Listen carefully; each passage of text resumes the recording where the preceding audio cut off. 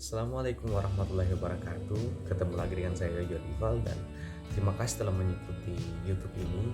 Dan untuk yang kalian baru bergabung, selamat datang dan jangan lupa like, comment, dan subscribe.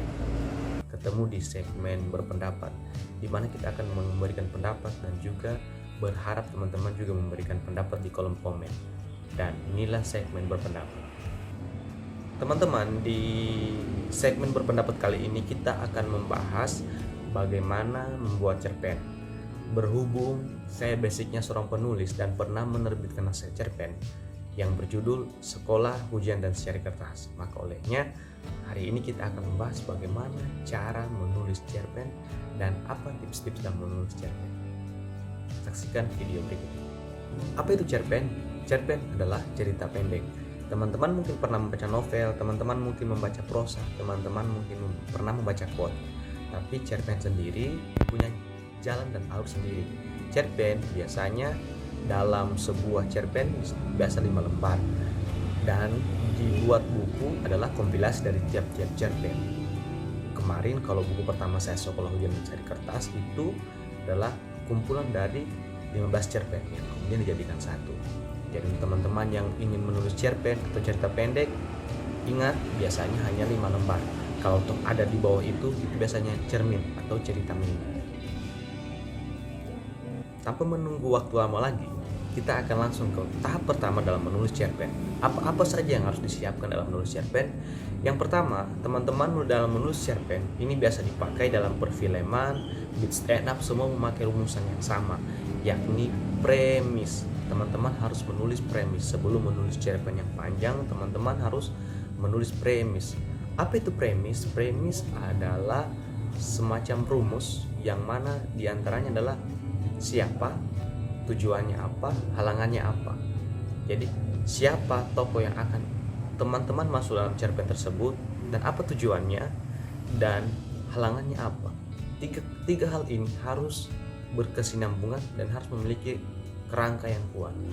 Jadi siapa tokohnya, apa tujuan tokohnya, dan apa halangan tokohnya. Siapa itu dikatakan bisa dimasukkan sebagai orang yang akan menjadi petualang dalam cerita tersebut. Bisa juga umpamanya dalam kalau cerita imajinatif, mungkin tokohnya seperti semut, matahari, atau dalam film kartun seperti kalau kita lihat contoh film kartun ada SpongeBob, punya tujuan dan punya halangan. Itu akan menarik cerita. Seperti contohnya lagi Avengers. Siapa? Mereka adalah Avenger.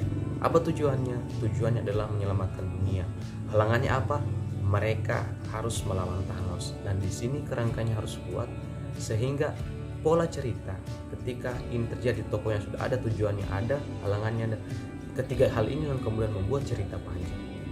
Bagaimana Avengers melawan Thanos, kemudian bagaimana Avenger menguatkan diri, bagaimana Avenger kemudian melewati halangannya dan memiliki tujuan. Dan di tujuan ini tidak mudah, dia harus mengalahkan Thanos yang kita tahu Thanos itu adalah sesuatu makhluk yang juga kuat. Nah di sini jangan cerita bagaimana kemudian mereka mampu mengalahkannya, bagaimana mereka menguatkan diri, bagaimana mereka membangun tim. Disitulah jadi premis harus kuat. Teman-teman bisa mencari premis lain, contohnya mungkin seorang mahasiswa yang ingin selesai, kemudian halangannya biaya SPP-nya kurang. Seperti jadi tokonya mahasiswa, tujuannya ingin selesai, halangannya SPP-nya kurang. Jadi bagaimana dia mencari uang untuk menambahkan SPP-nya, itu akan menjadi cerita tersendiri. Dan untuk memulai cerpen, teman-teman harus menguatkan yang nama tahap pertama adalah premis. Tujuannya, tokohnya apa, halangannya apa, dan kemudian apa tujuannya. Kita kebalik, tokohnya apa, tujuannya apa, dan halangannya apa, sehingga itu yang mampu menggerakkan cerita. Karena cerpen itu adalah cerita pendek, maka dalam cerita yang pendek itu teman-teman harus bisa secepatnya menyentuh pembaca.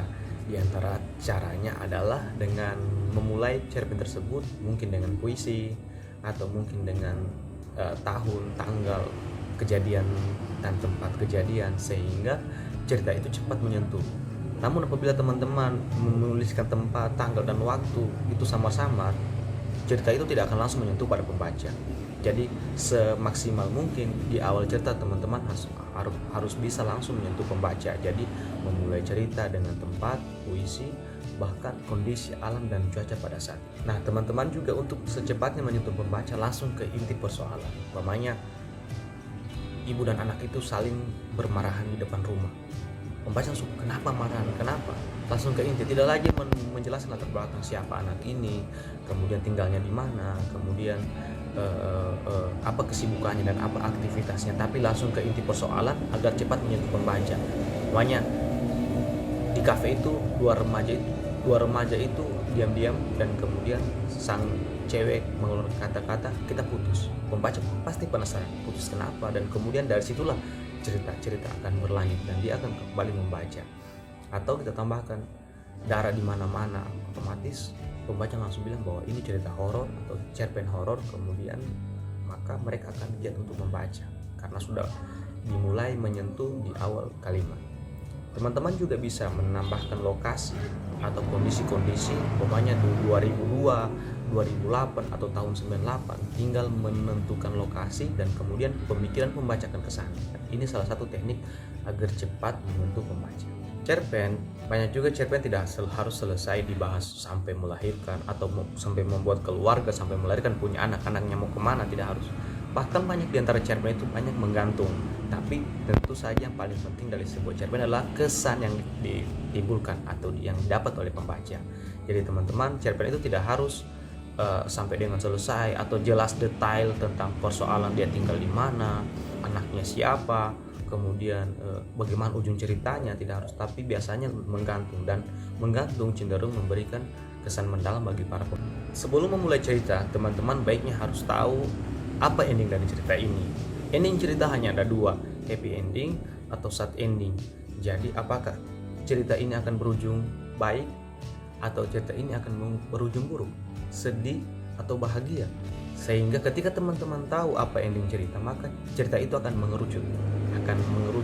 Jadi tapi ketika teman-teman tidak tahu ending dari cerita, tentu cerita itu akan mengawang-awang sampai dengan selesai. Teman-teman juga tidak tahu kapan selesai cerpennya, kapan dimulai cerpennya, dan bagaimana harusnya cerpennya ke depannya.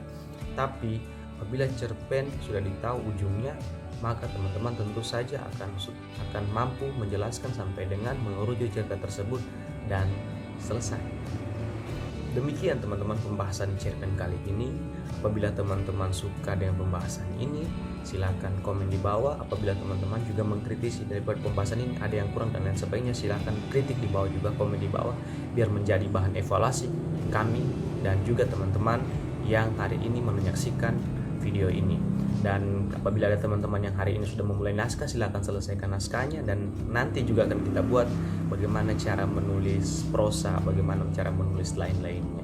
Terima kasih telah menonton video ini. Saya Yojo Rival, terus berbagi kebaikan. Assalamualaikum warahmatullahi wabarakatuh.